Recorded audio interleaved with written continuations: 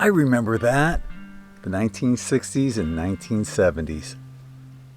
Life seemed a lot easier in the 1960s and 70s. We didn't have cell phones, but what we did have created memories for a lifetime.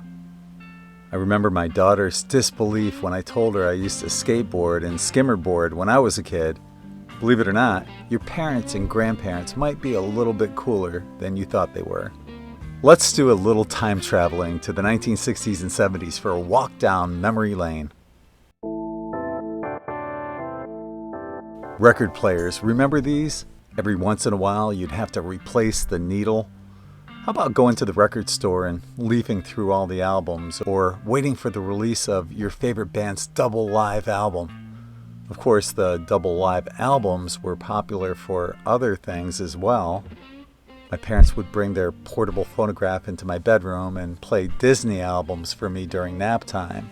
I still remember looking through the bars of my crib, watching the record needle bob up and down at the end of the album, and there was nothing I could do about it. Speaking of records, remember buying 45 RPM records?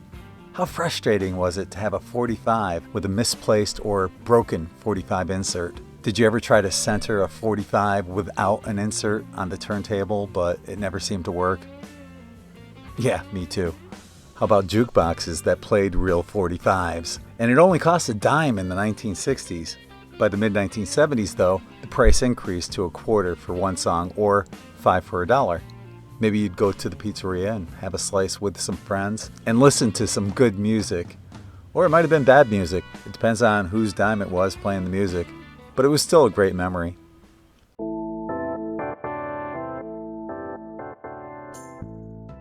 The origin of bell-bottom pants goes back to the 19th century when sailors adopted this style for their uniforms.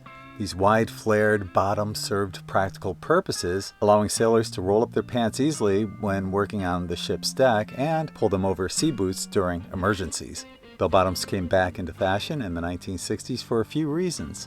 During this time, people were part of a counterculture movement that rejected traditional ways of thinking, and they saw bell-bottoms as a way to express rebellion and individuality. Musicians, especially those in rock and psychedelic genres, started wearing bell-bottoms on stage, making the style more popular. The 1960s had a laid-back and carefree vibe, and wide-legged bell-bottoms became trendy as a departure from the more fitted clothes of previous years. Famous people like celebrities, musicians, and fashion designers also played a big role in making bell-bottoms popular again. They turned them into a symbol of the cultural changes happening in the 1960s. Bell-bottoms became associated with the bohemian and hippie fashion movements, showing a desire for freedom and self-expression during this time of big transformations. And it wasn't just the ladies that wore them. I remember my sisters wore these elephant bell-bottoms made by Landlubber. My sister still has hers. Of course, they wore their platform shoes with them as well.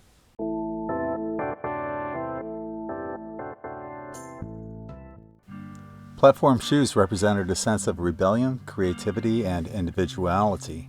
Actors in the 15th century originally wore these shoes for theatrical purposes, and the style has been around ever since. But these shoes really took off in the 1960s and 1970s. And by the time disco came around, both men and women were wearing platform shoes. But like most trends, they come and they go.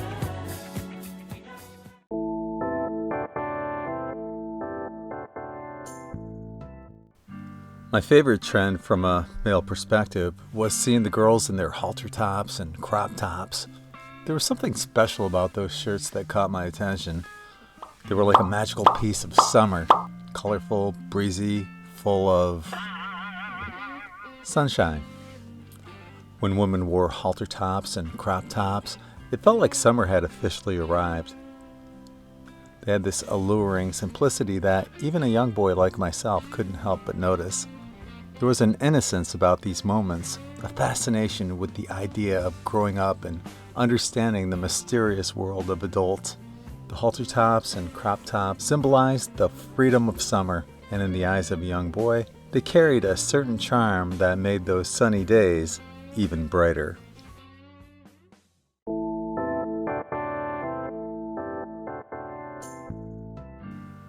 Colorful pop art and psychedelic art became quite popular during the 1960s. Pop art and psychedelic art were all about making things look wild and exciting while expanding both mind and consciousness. One of the artists that I remember from that era is Peter Max and his colorful masterpieces. His art was like a visual representation of the free-spirited atmosphere of the time, kind of like a kaleidoscope of creativity that resonated with people's hearts. And when you think about these types of art, it wasn't the artwork, but the feeling you got when you saw them. In a future episode, we're going to be talking about the Summer of Love. And although I was only 6 years old and too young to understand the Summer of Love, I remember the energy of that year. And I remember the energy of the psychedelic art that came out in the 1960s.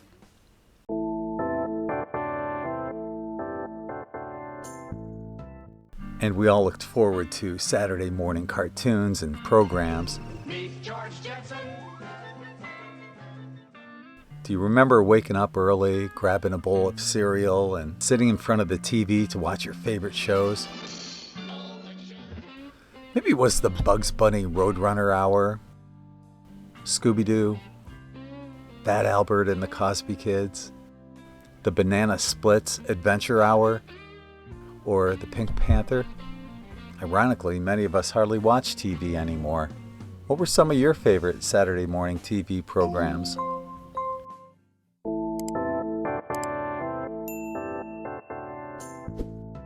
Did you ever go to the drive-in? Sometimes they gave double headers by showing 2 movies. There was a playground in the front of our drive-in movie screen where kids would swing on the swings for hours, unsupervised. We didn't get abducted, and we always made it back safely to our parents' cars. My mom would make popcorn beforehand, but there was nothing better at the time than a hot dog or a hamburger with some fries from the snack bar. It's time for a tasty and refreshing snack. So visit our refreshment center now. Let's go! Show starts in 7 minutes.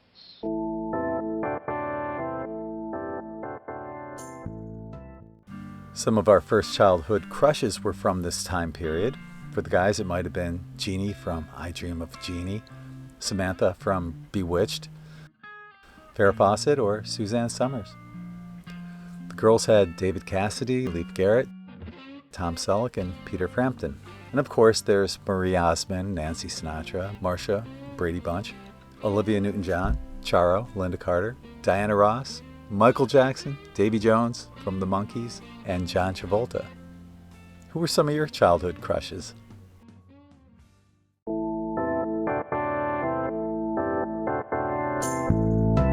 Station wagons. Remember those old station wagons? Some had this fake wood paneling on them. Whose idea was that? Well, as it turns out, American automotive designer Brooks Stevens is the one who came up with that idea in the 1950s. This gave cars a rustic, outdoorsy vibe, reflecting a connection with nature and adventure, and ended up becoming a distinctive and nostalgic feature of station wagon design during that era. Now, some cars didn't even have seat belts in the 1960s, and back then, you'd see kids rolling around or sticking their heads out the back window of a station wagon. Remember that? It wasn't until the 1980s when seatbelt laws were adopted. Do you remember the simplicity of road trips back then? Maybe you'd be going on a family vacation or simply singing in a school bus to the tune of John Jacob Jingleheimer Schmidt. And for the record, his name is my name too. And then there was the inevitable question that we all asked. Are we there yet? No. Are we there yet? No. Are we there yet? No. Are we there yet? No. Are we there yet? No. Are we there yet? No. I think we're there. Woohoo! Springfield.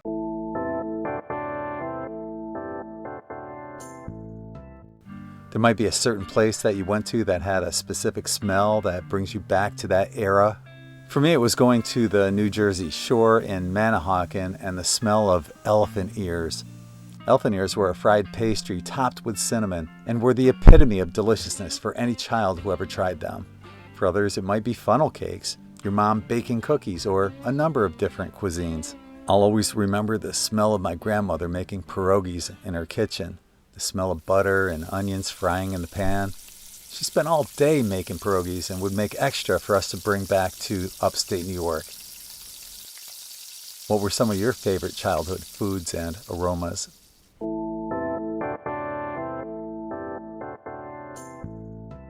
And then we have mini skirts and go-go boots. I'm not sure who dug this style more, the woman who wore these or the guys checking out the woman who wore them, right?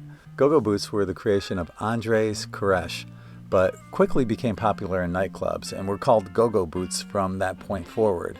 As for miniskirts, well, they just kept getting shorter and shorter throughout the years. This ends part 1 of a continuing series. In our next episode, we're going to take a look at protests, the moonwalk, TV commercials, and much more. So please like, share, and subscribe for our next episode of I Remember That. Peace!